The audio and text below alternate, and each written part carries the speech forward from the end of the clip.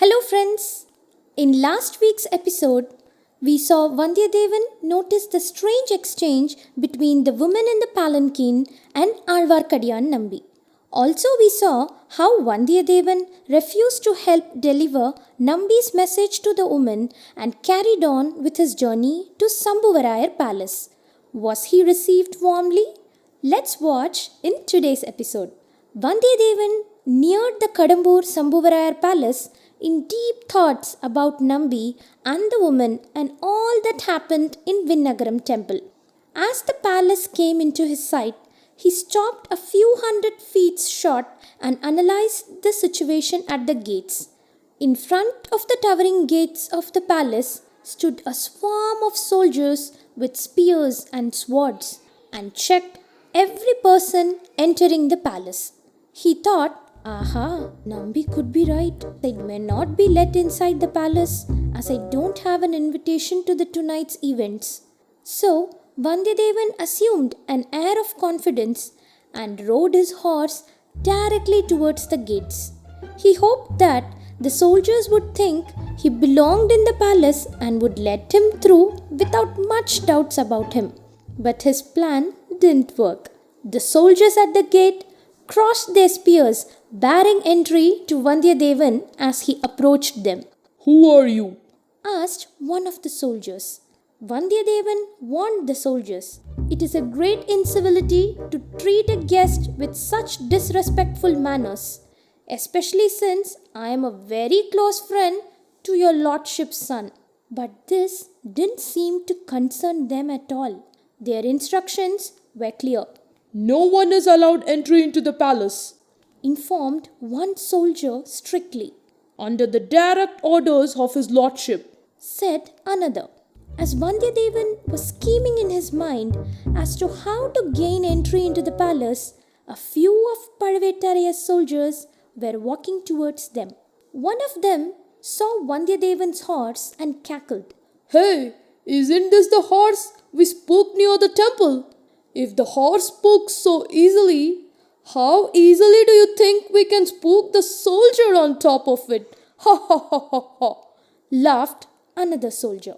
Rage and fury flashed across Vandiyadevan's face as he heard the soldier's tease. And this time, Vandiyadevan does not plan to leave in peace. He already knew what he was going to do, and the thought of it thrilled him to no end. He released his horse from the grips of the soldiers and retreated a few steps, pretending to leave the palace. And just when the soldiers relaxed, thinking that Vandiyadevan was falling back, he charged on his horse at full speed, jumping across their spears, blocking the entry, landing right on Kadhatellaporam's soldiers. As he was in the air, Vandiyadevan swiftly drew his sword and started swinging it. Surprised and shocked by the sudden attack, the soldiers immediately drew their swords. Sounds of the metal clanking brought everyone to attention as Vandiyadevan was putting up a brave fight. At once, commands were given in every direction. "Close the gates! Sound the horns!" shouted the soldiers. Within a few seconds, Vandiyadevan was surrounded by a whole army.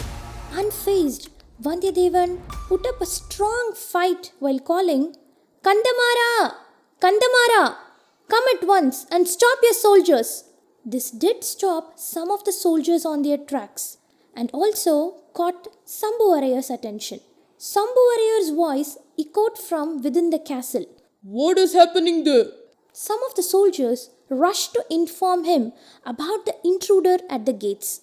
He commanded his son to resolve the situation at once, as he didn't want any tussle when great big men are visiting his palace. Kandamaran, Sambhuvarayar's son, peeked outside the castle and saw his dear friend being attacked by his own soldiers. A handsome, young, and a fierce man ran towards the circle of men and diffused the situation. Kandamaran was elated to see Vandiyadevan, and he apologized. "Sorry, my friend, for receiving you in this manner." He further explained, "The palace is full of important guests, so the security was tightened." Kandamaran directed his soldiers to get back to their posts and invited his friend warmly into the palace. Kandamaran was truly excited to see his friend after a very long time.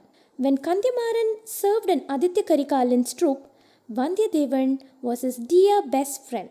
At any rate, Vandiyadevan has successfully entered Kadambur Sambhuvarayar's palace. What excitements await him in the palace? Let's wait and watch in the next episode. Do like, share and subscribe to our channel. This is Kadhatellaporom and we'll see you next week. Bye.